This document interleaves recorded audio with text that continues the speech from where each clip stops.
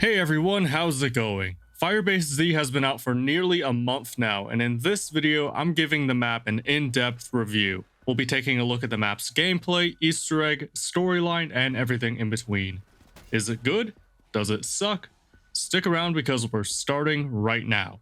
My overall thoughts on Firebase Z are very positive. This is one of the best maps we've had in a while. There's a ton of hype around the map, its story, the gameplay, and everything in between, but there are a couple of problems that almost make me want to stop playing altogether. But the good thing is that those problems are either easily fixable on Treyarch's end, or easy to avoid on our end. So let's talk about it in depth, starting with the gameplay. The general gameplay of Firebase Z is rock solid. The starting room is very unique, it's instantly recognizable and also gives players a good reason to return to it. My only complaint is that it's a bit smaller than I thought it would be. Treyarch pitched this map as if it would be two halves, almost like what Ancient Evil was, but the first half, quote unquote, is only like 10% of the map, if that. The village has some redeeming qualities, but aside from the Pack-a-Punch and Wonder Fizz, it's not really all that important to the core of the map. But that doesn't mean I don't like it. Like I said, it is instantly recognizable and serves as the function of a starting room really well.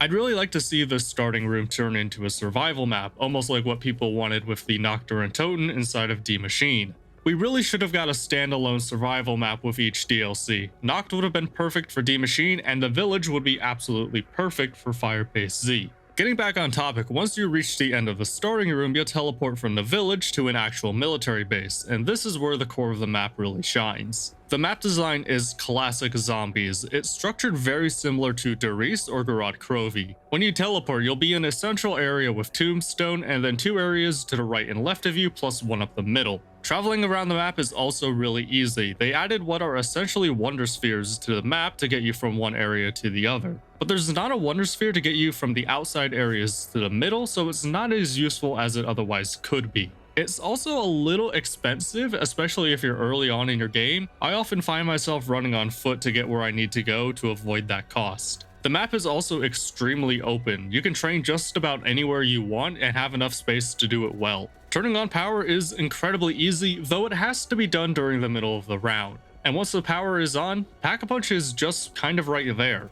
There's no separate quests you have to do to open Pack-a-Punch. It is by far the easiest, most accessible Pack-a-Punch quest since Keynote or Totem. And you can get to round 30 or even round 50 with just perks and Pack-a-Punch if you have the right strategy. One of the things I look forward to with each new map is the Wonder Weapon. It's one of the most defining features of any map and can make or break my enjoyment of any given map. Most Wonder Weapons immediately become iconic, and there's no shortage of fan favorites out there. I know it's early in the map's life cycle, so this may be a hot take, but I love the Ray K84.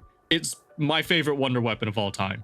Hands down, for me, it's not even close. I've always been the type of player to spend my entire game trying to get the Thunder Gun on a map like Kino, and then never use it and just use something like a Galil or a Commando to take down the hordes. For me, the Wonder Weapon has always just been an insurance policy, but the Ray K is a Wonder Weapon that I actually use as a main weapon, and it gives me the same satisfaction I get when shooting into a horde with a Galil or Commando. Plus, it is incredibly strong. The primary firing mode melts hordes well into the 50s, and the secondary firing mode is essentially just the left shot from the Ray Gun Mark III, and combining both firing modes will carry you to pretty much whatever round you want. It's essentially that Ray Gun Mark III put into the body of an AK-47, and I love it. Also, you can get the Ray K from the mystery box, the Trials machine, as well as its own dedicated quest. And that leads me to my only real complaint about this weapon, which is the infamous dartboard step. Now, for those of you who don't know, the final step for the free Ray K84 requires you to watch a computer screen as a sonar-esque radar flashes across the screen, which corresponds to scores on a dartboard you have to shoot in the spawn room.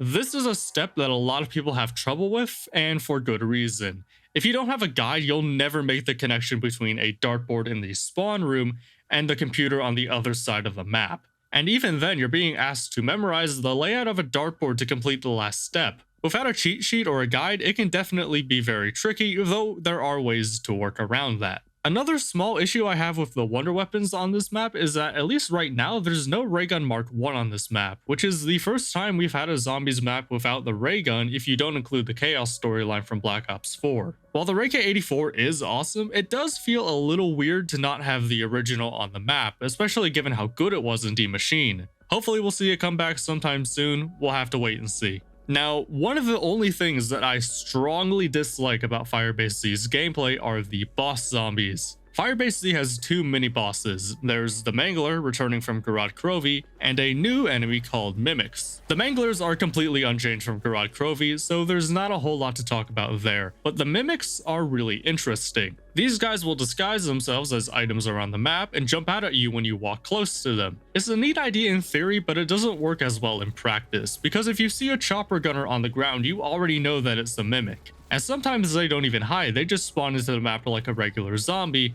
which defeats their entire purpose. Their actual design is also kind of disappointing. It's visually fine except for the Margwa head. It just looks so off. It's extremely wide where the rest of the body is quite narrow and slender. It just looks wrong. The Mimics also have a ranged grab attack, almost like the Panzer Claw attack on Origins, except as far as I'm aware, there's no counter. If the Panzer grabs you, you could shoot him and get out of it, but you can't do that to get out of the Mimics attack. But the biggest problem with Firebase Z as a whole is the spawn rate of these mini-bosses. A normal mini-boss on any other map will spawn in once every 5 rounds-ish, but once you reach round 15 on Firebase Z, you'll have at least one Mangler spawn per round, along with several Mimics all at once. If that sounds like a lot, that's because it is. It is far too much for one player to handle, especially if you're not using the Ray K. If you use the Ray K, it's not too bad, but without the wonder weapon, it is brutal. This absolutely needs to be rebalanced. It's one of the things that makes me want to not play this map anymore, because it is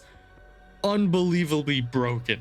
The fact that we've gone this long without this rebalance is extremely concerning. Hopefully we'll see that soon, because it is unbelievably infuriating to deal with that every time you want to play, especially if you don't want to use the Ray K. Switching gears, one of the new features of this map are assault rounds.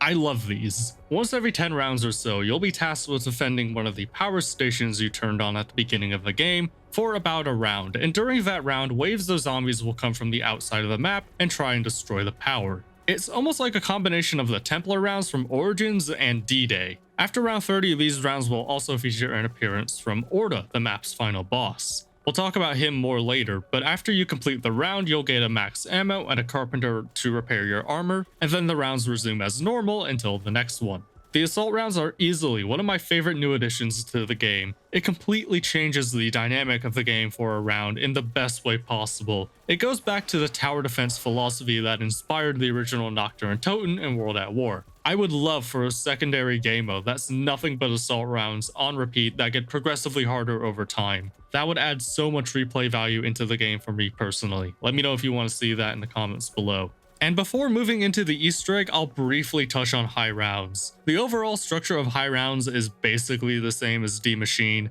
You find a corner with good spawns. In this case, the room where you build the Ray K is really good. And you use Ring of Fire in combination with the Wonder Weapon and support streaks to climb the rounds. Now, I'm not going to go super in depth on the high round strategy for Firebase Z. I'm not a high round player, and I'll let the experts explain that one for you. But I'm a little worried that the high round strategy for each map is going to be the same. Use Ring of Fire, the map's Wonder Weapon, and support streaks to climb the rounds. I'm fine if that's the strategy for 1 or 2 maps, but if every map has essentially the same high round strategy, then that's going to get pretty boring pretty quickly. The Easter egg has been a big talking point around this map for both good and bad reasons. I've been saying that Easter eggs need to be more accessible since before the game's launch, and we got that with D Machine. D Machine has a very accessible Easter egg, but over time it's lost a bit of its luster. It's very easy, and I was hoping Firebase Z could add a little more depth into the gameplay while still staying accessible.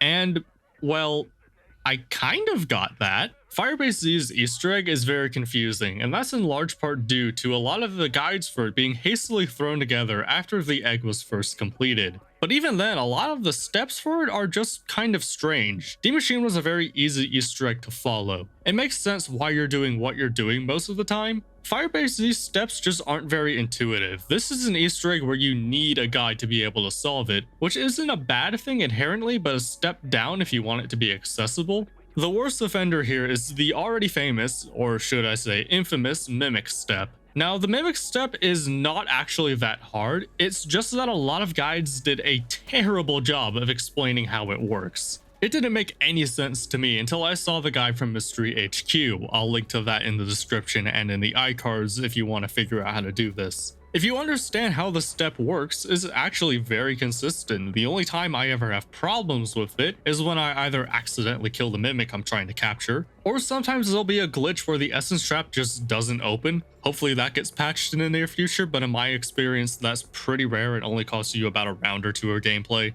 The truth serum prior to that mimic step is super easy, the crystal collection step is easy again if you know what you're doing, and aligning the satellite takes literally 2 seconds. And then there's just the boss fight. The boss fight is actually pretty good, but it could be better. It's a far more traditional boss fight than D Machine, but it doesn't have the intensity that it should. You can defeat him in under 10 seconds pretty consistently, which takes a lot of the punch out of what should be the climax. And going back to what I said about high rounds, Ring of Fire is king here. Personally, I find the assault rounds with Orda far more intense than the actual boss fight itself. It's also a very limiting boss fight since all short-range weapons are completely out of the question. It feels a lot like the Zetsubo no Shima boss fight in a lot of ways. The boss is at a distance, standing completely still, and if you choose to get close to him, you die immediately. And the real challenge, assuming you don't use Ring of Fire to kill him in 10 seconds, is fighting the waves of mini-bosses while trying to deal boss damage. The difference is that Orda has way more health, and there are way more zombies on Firebase Z, but you can completely ignore that with Ring of Fire and just remove all the challenge for it entirely.